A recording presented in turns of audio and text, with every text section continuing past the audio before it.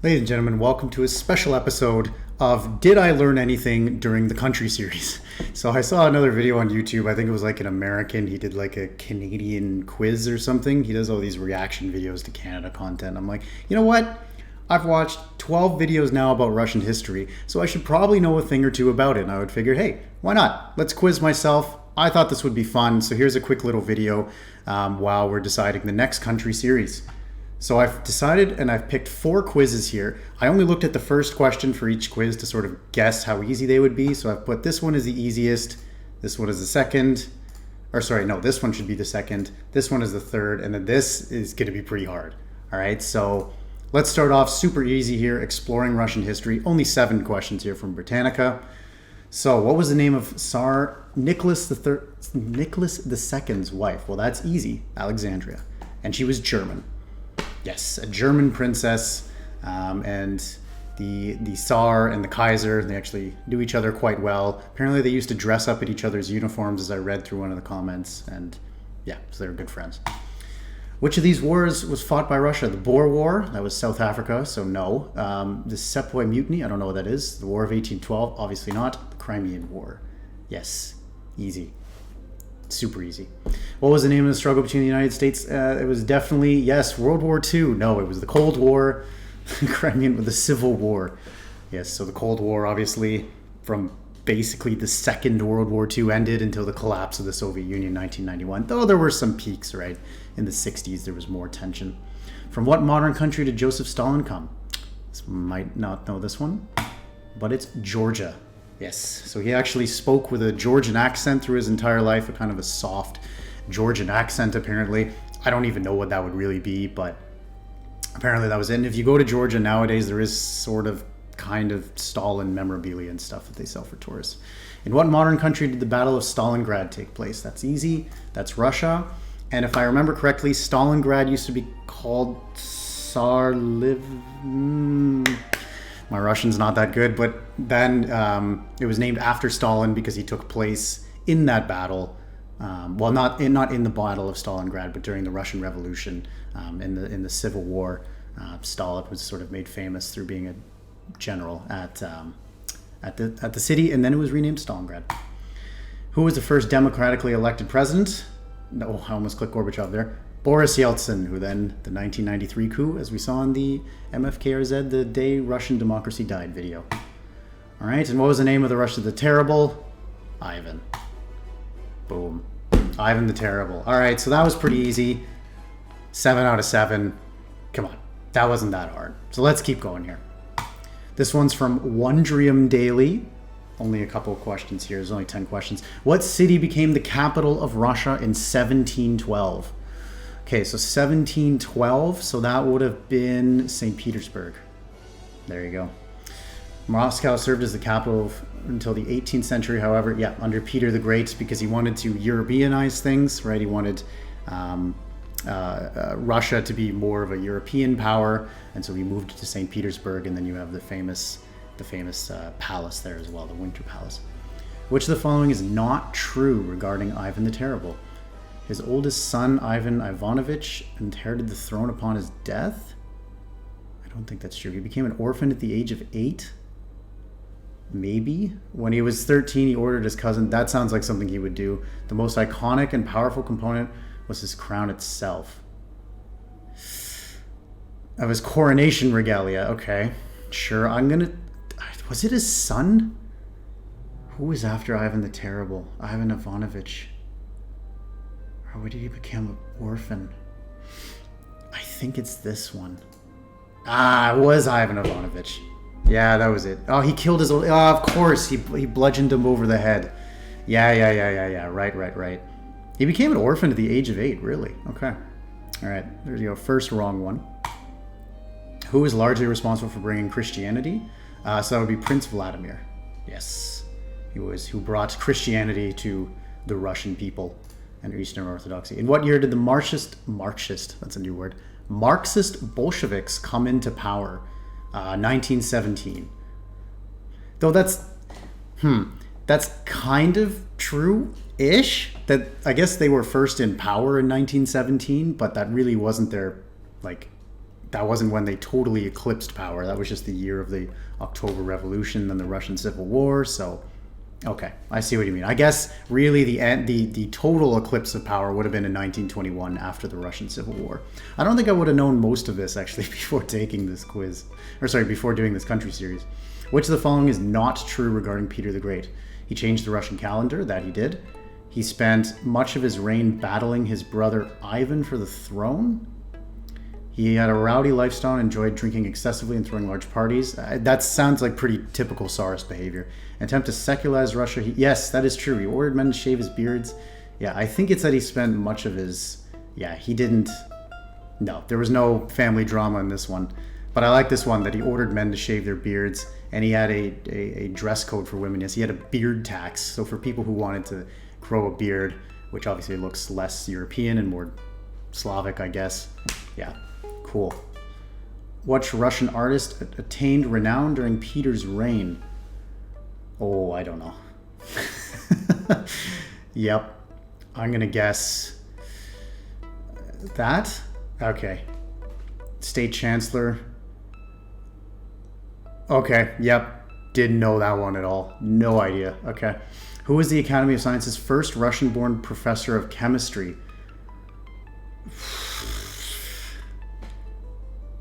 Mikhail. Oh, okay.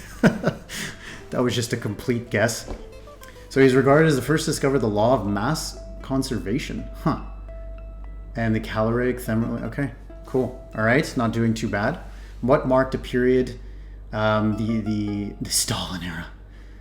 Yeah, it was definitely not. What marked a period of extravagance, frivolity, ornamentation, and color? The Nikolai age or the Alexander age? The Elizabethan, not that. Definitely not Stalin. That would be the age of gray and oppression.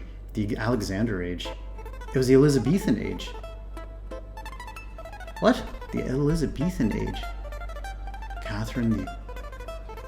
Huh. Wait, I'm confused about this one. The Elizabethan age rather than... Okay, I guess this is referring to Catherine the Great? I guess? Alright, let me know in the comments below. During the Bolshevik era, what is not an example of a word used as a form of abuse against anyone who appeared... who is not an example? Then that would be proletariat. Of course. The proletariat being the dictatorship of the proletariat. Who was the coal miner in Stalin's era who allegedly mined 102 tons during one 6-hour shift, becoming a national celebrity? Yeah, no clue. No clue. Okay, wow, that's another good guess. I should go buy a lottery ticket. Soviet citizens were called upon... Okay, a Stakhanovite described extremely hard-working, productive Soviets. Cool. Okay. So how'd we do? 7 out of 10. Not bad. You obviously know your Russian history. Well, I would hope so after watching 13 videos, but some of those more specific ones, yeah, not as much. Let's make this a little bit harder here. So who baptized Russia? Well, we already got this one. That was Vladimir. Oh, it's not even going to tell me. What Russian Tsar was called terrible? Well, I mean, depending on your opinion on them, maybe you would call them terrible, but Ivan the Terrible, obviously. What is Peter the Great known for? He moved the capital to Moscow? No. It's to St. Petersburg. He killed the patriarch? No. He wasted all the state money. He Europeanized Russia. What happened in Russia in the year 1812? 1812. That was a war against the Ottomans. The peasants were liberated? No, that was 1861. The war against Napoleon broke out? No. So that would be the war against the Turkish Empire broke out. Was that Napoleon? No. Napoleon was way later. Yeah, way later. Yeah. Nicholas II was shot by the Bolsheviks. Yes, tragically, him and his entire family was shot, which was pretty brutal. And then, as we learned from the Call Me Ezekiel video, his daughter was stabbed twice as well, which, yeah, yikes. Alexander II. Yes, he's known as the Great Reformer. Or is that Alexander III? No, it was Alexander II. He probably did have a lot of lovers as well, but liberated the peasants, obviously the abolishment of serfdom. As I said, in the 1860s, I think it's 1861, maybe it's 1865. But then he was eventually assassinated through one of the first, another thing I found out after the video, one of the first bombings, like suicide bombings basically in history, was the assassination of Alexander II. And if I'm wrong, then that's going to be really funny. And then, yeah, if a car, maybe edit this part out then. No, I'm just kidding. Yeah, so, yeah, let's keep going. The Russian Revolution took place in 1917, as we found out. Okay, this one's a little bit easier, actually, than I thought. Lenin's first name, Vladimir Ulyanov. Yes. That was one thing. I'm not really familiar with Russian names or anything. I know that like the Vich means something, and then the Vic means something else. I'm not sure, but maybe a Russian can let me know in the comment section below. Joseph Stalin was born in what city? It's not Sochi, it's not St. Petersburg, it's not Omsk, it's Gori, because that's in Georgia. Yes. Yes. Why was 1937 so significant in Russia? So this was when, this was when the Great Purge happened. And what this photo is actually referring to is that this was, I don't know his name, but this was one of the Red Army officers here. And there's another famous photo where it's exactly this, but he's airbrushed out, right? So basically old school Photoshop, and Stalin had records of people that he purged, eliminated, and they were touched out of photographs and everything like that too. So that's why they put this photo here. So that's that.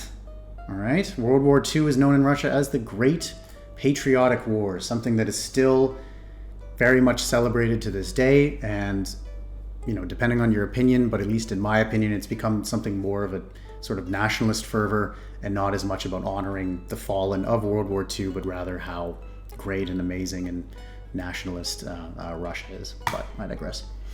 The first period after Stalin's death is called Khrushchev's thaw. Yes, so after Khrushchev came to power, after Stalin died, he denounced Stalin in a speech, a very famous speech that apparently multiple people even fainted at, and there was a great de-Stalinization period, and he didn't want sort of a cult of personality made around him, but it kind of happened in a way anyways, till eventually he was ousted and replaced. Why is Mikhail Gorbachev so famous? Because he organized the perestroika, he organized a great repression, he started a war in Chechnya, he was a political dissident? Perestroika. Yeah, he organized the What is the perestroika? Uh-oh. Anyways, he's so famous because he was the one that ended the Soviet Union, although arguably he didn't really want to end it, but he was the last leader of the Soviet Union. And fun fact, he was the only Soviet leader that was actually born in the Soviet Union, with the rest of them having been born in Tsarist Russia. So I think that's that. What happened during the Wow, this is good. This is all working out here. So this was obviously Boris Yeltsin's coup, right? As we learned in the day Russian democracy died. Yeah. So what happened during the period in Russia? Economic crisis. Also economic crisis. Coup d'état. Great repressions. Okay, can I pick three? So I guess I'll go with coup d'état attempt. They might mean economic crisis as well too. So let's find out. When did Putin become president? In 2000. And then he was briefly not president. He was prime minister. And they had to swap governments. And then he rewrote the constitution. And he's still president to this day. How'd I do? Test complete. Let's show. What? Where's my answers? Congratulations. Just one minor mistake. Oh, it was the war against Napoleon. Oh, wow. Oh, yeah, of course. In 1812. Yeah, of course. That wasn't the Ottomans. That was before. Bad. Still, not bad. 14 out of 15. I made a mistake on my dates there. I always think Napoleon comes later. But hey, if France wins for the country series, then we'll be doing that. So this is 20 questions. All right, so emerging in early 1921, which faction of the Bolshevik pushed for greater worker control? Oh no, I think the True Believers? The Workers' Opposition? Uh-oh. Okay. Oof, doesn't even tell you the answers either. In February 1921, personnel at which... Oh, this was Kronstadt. Yes, that was Kronstadt. That I do know. At the 10th conference in 1921, the Communist Party sought to restore discipline by banning what? Internal factions? Freedom of speech? Let's say internal factions. In 1922, the Cheka was dissolved and replaced by what? The NKVD. Yes, the NKVD, which would become the KGB. So the Cheka was the state secret police that was sort of organized during Lenin's time and committed, a lot of repression. In 1922, Lenin suffered what medical emergency? He suffered a stroke. Yes. What revised economic policy was introduced by Lenin in March 1921? Soviet collectivization, right? War communism. Yeah, state capitalism, no. Which revolutionary was appointed general secretary? Famously, Joseph Stalin, where it seems like it would be an unflattering position, but it was one that allowed him to amass a lot of power for for people within the Communist Party and sort of move up the ladder in that way. And obviously, since there was voting on which members, it's not like he influenced the 200,000 or whatever communist members, but rather he was able to do this sort of internally and fight for power that way. How many demands were contained in the resolution? I don't know. 12.